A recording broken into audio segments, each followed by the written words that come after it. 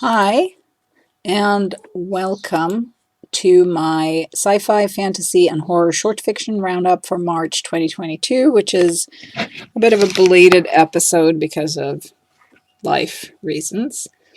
And I'm going to dive right into all the stories I want to cover this week. A text version of this roundup is also available online at my book blog, Maria's Reading. And there's a link in the description here on YouTube. So, my first story pick for this month's roundup is The Angel Azrael Encounters the Revelation Pilgrims and Other Curiosities by Peter Derbyshire in Beneath Ceaseless Skies. Now, this is an absolutely wild and captivating Weird West tale with a biblical religious angle. This story involves angels walking the earth after some kind of devastating apocalyptic event has laid waste to much of mankind. There are Nephilim about. We encounter zombies and terrifying, frankly, gargoyles. And there are Bibles in circulation of various kinds that are sources of power and magic. At the beginning of the story, the angel Azrael is entrusted with a powerful book of a different kind, not a Bible, from a dying woman, and he promised to bring it to the woman's daughter in a place called Jerusalem's Sorrow. And what happens after that is an angelic/diabolical Western tale of deception and strife that had me hooked from beginning to end. Just brilliant world building and characters throughout. My next story, also from the same issue of Beneath Ceaseless Skies, is A Nickel for the Burlap Man by Patty Templeton. This is folklore, horror, fantasy of the very best kind. It's a tense and taut tale studded with violence and darkness. Templeton lays out the chilling backstory to what is introduced in the story's opening paragraph. And the story starts like this. If you walk west of town and into the woods, there's a scarecrow, a steward of the forest instead of the field. He's nailed to repurposed railroad ties. And what follows is just so good. This truly, it's a masterclass, in my opinion, of folk horror, and it really packs an emotional punch as well. My next story pick is Becomes the Color by E. Catherine Tobler in Three-Lobed Burning Eye. This is a hauntingly, eerily beautiful story about a very strange lake with an ominous and mysterious history. And when the narrator goes back to the lake and a nearby cabin after many years away, the ghosts of the past are present everywhere. Near the water, even the landscape itself seems to become nightmarish or maybe dreamlike as night comes. I love the way Tobler gives us a sense of a larger world and a life lived beyond the edges of the story. And I love how the darkness and the mystery deepens with every line and paragraph. My next story is also from Three-Lobed Burning Eye. It's Oak Moss and Ambergris by Joe Koch. This story is filled with heady scents and beguiling perfumes, and it's set in a future where there is an interplanetary smuggling business involving various rare and expensive compounds that are valued specifically for their scent. Layden, the protagonist, has been working as a mule, smuggling such substances inside their body for years. But the work has changed them and has taken a toll in more ways than one. This is an emotionally and erotically charged story of love and desire, greed and lust, and transformation. And I just love it. It's science fiction with a carnal, hungry vibe, and I adore every bit of it. My next story pick is Ribbons by Natalia Teodoridou in Uncanny Magazine.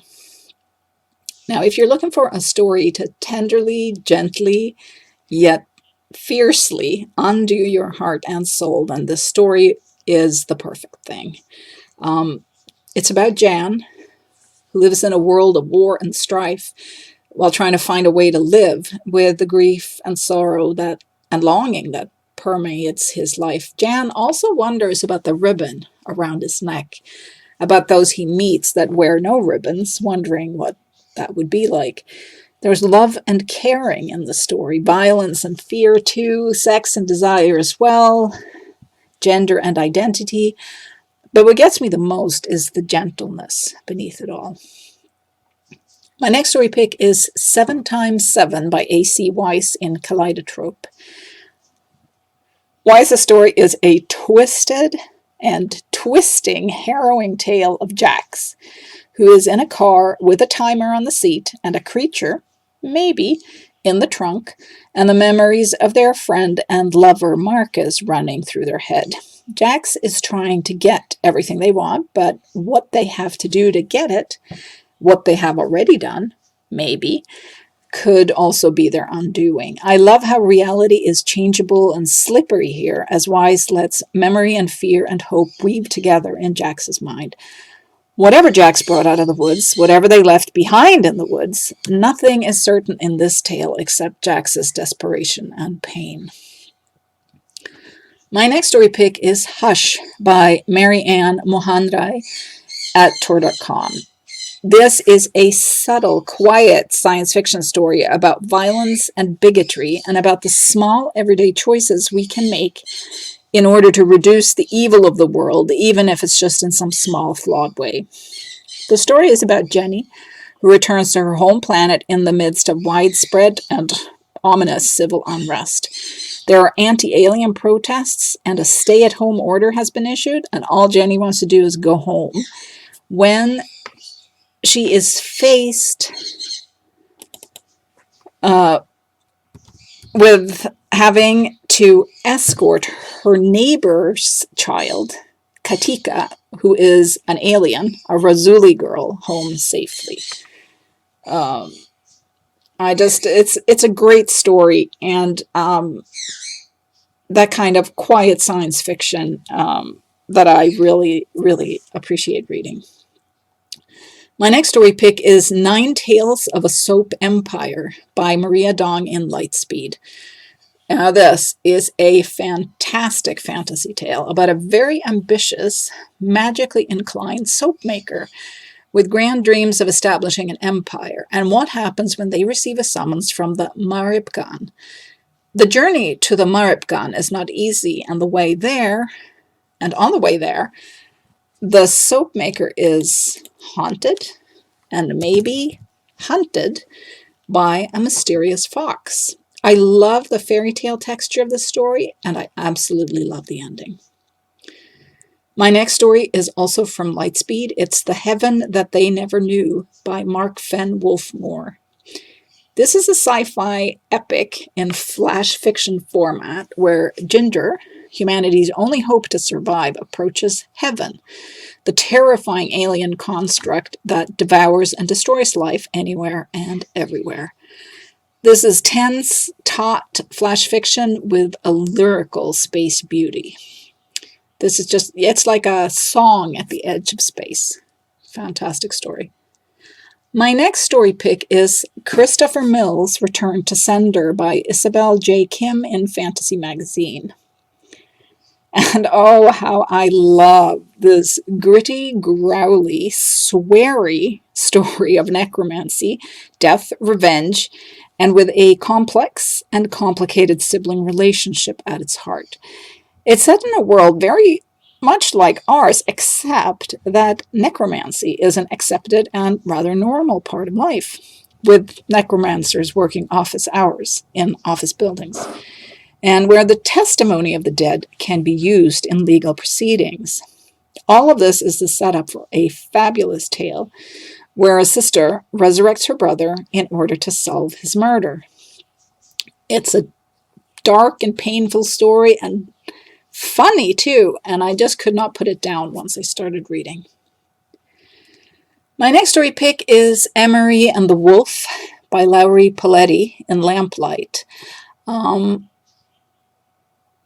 I do love wolf and werewolf stories, and this one is both powerful and devastating. It's about a woman who was a wolf, is a wolf, and has made a domestic life as a human with her partner, with a home and children. But the wolf still calls to her, and the change still happens when the moon is right. But she insists that she wants the life that she's made away from the woods and away from the wolves. Paletti unravels this domestic setup, this domestic piece, bit by bit in the story, digging into the unhappiness and darkness beneath with sharp claws. And the ending hit me like a ton of bricks. My next story pick is Them at Number 74 by Linz McLeod at Pseudopod, and it's narrated by Catherine Inskip. And it starts like this. When body number 4 is discovered, Mrs. Patterson thinks that surely now she and her husband will be caught. Days creep past, then a week, 2, 3. Their excitement and relief begins to fade. Now, this is just, please go listen to the story. It's a marital murder tale. And it really resembles nothing else I've read recently. We follow an old married couple as they go about their daily, regular lives in retirement, TV shows, food, shopping, gardening. There seems to be nothing really notable about them except, well, that they murder people together as a couples activity. McLeod tells the story with such quiet, detailed focus, and it makes the story chilling, darkly humorous, and devastating on a number of levels. This one will definitely stick with me for a while, and I think one terrifying aspect of it is how McLeod shows us two people who seem like regular, everyday humans on the outside, but who also do not see others as human in the same way they are. It's a fascinating story, and also Catherine Inskip's narration is pitch perfect. My next story pick is The Assembly of Graves by Rob E. Bully in Diabolical Plots. This is my favorite kind of a haunting tale. It involves a hotel getaway for Naomi and her wife, Jean. Naomi feels like her partner is slipping away from her and she's trying to reconnect, but in the hotel room, strange sounds and sights keep intruding, including some very strange happenings in the bathroom. This is a love story that holds a lot of sadness and maybe a little bit of hope. My next story pick is Embroidery of a Bird's Heart by Nellie Geraldine Garcia Rosas in Strange Horizons. And oh my goodness, this story broke my heart in several different ways, and I love every bit of it. It's a story about grief and loss, about trying to find a way to live on and remember, and it's very much a story about family and love as well. Crafts like cooking and needlework bind Grandma and her granddaughter together in the story in more ways than one, and it is just beautifully told from start to finish. My next story pick is The Wrong Side of the Sky by Raymond Roach in Escape Pod, narrated by Sandy Parsons. I do have a weak spot for tales about aliens that are written from the aliens' perspective, turning humans really into the aliens. And here we meet a group of beings that live in a harmony of sorts with their planet's environment. Their way of life, their culture is in many ways tightly regimented and controlled, but there is a definite magic and beauty and a vast intelligence among them as well. Roach's story also delves into family relationships, forgiveness, second chances, and grace. My next story pick is The Golden Hour by Erica Ruppert in Nightmare. And oh my goodness, this is a gorgeous, quietly devastating story about two brothers, the strange light they find in the creek near their house when they're children, and about the terrible things that happen afterwards.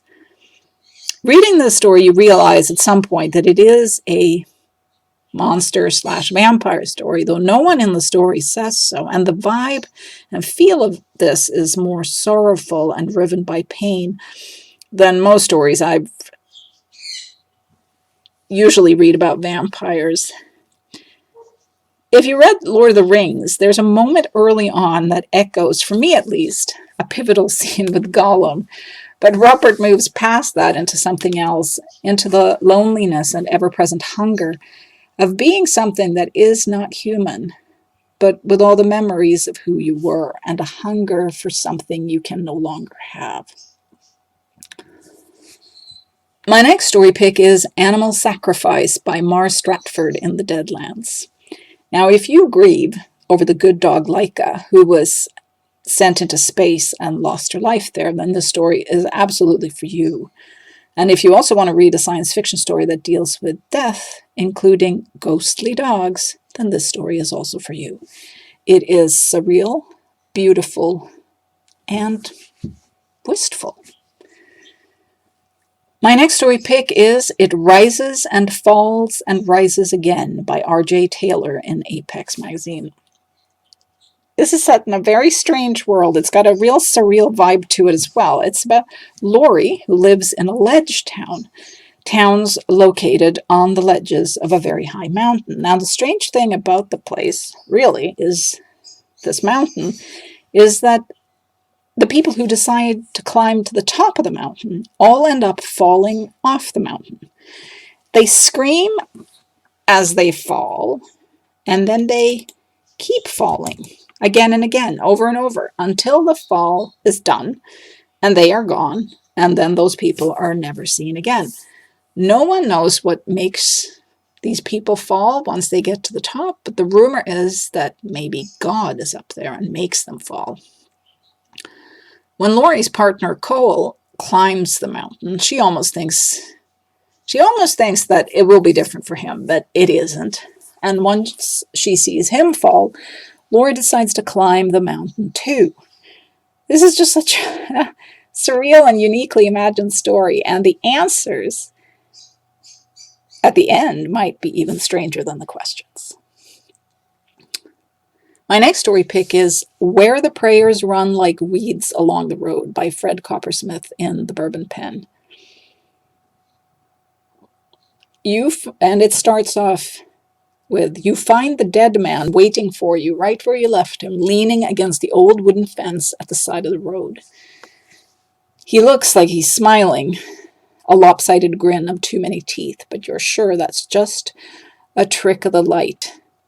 Because when you pull the truck over and rub both of your eyes until you see stars, the grin is gone and the dead man just grumbles at you and says, "What took you so long?" I love every bit of this strange and enigmatic post-apocalyptic tale. Nothing is certain here, not death or life, or what has caused the apocalypse that changed the world and the people in it, at least the few who remain. Was it angels? Was it aliens? No one seems to know. Coppersmith weaves a story with emotional depth and power that moves back and forth in time, and where everything is both dreamlike and terrifyingly real. It feels a bit like cruising through a nightmare, and I mean that as a very sincere compliment. My next story pick is Douin. I probably pronouncing it wrong. I am sorry. By Susan Palumbo in the Dark. Douen. This is a ghost/afterlife story that might shred your heart and chill your bones all at the same time. There's horror here, but horror mixed with sadness and anger as a dead child tries to make sense of what has happened to her, and as she clings to the people and places she loved and still loves. There's grief and betrayal here, and a child's wicked vengeance, and I love the prose and how skillfully Palumbo captures the logic of a child in all its terrifying glory. My next story pick is Fried Rice by Shi Li Kao in Flash Fiction Online. Here we meet a family who is trying to come to terms with the death of mom, and it's a difficult time for everyone. Dad pours all his energy into arguing with and berating the robot cook that seems incapable of truly capturing the essence of mom's cooking. There's a gentle sense of humor here, and Kao has a deft touch for capturing family conflicts and love, as well as the many strange ways humans experience and express grief. My next story pick is The Precipice by Jixun Chung in the Molotov Cocktail. This is a beautifully crafted piece of flash fiction set in an amusement park where a father and a daughter are enjoying the rides and the games while the dead gather round looking for the gifts left behind by the living. It's gripping, heartbreaking, and utterly fabulous. And that was all my story picks for March 2022.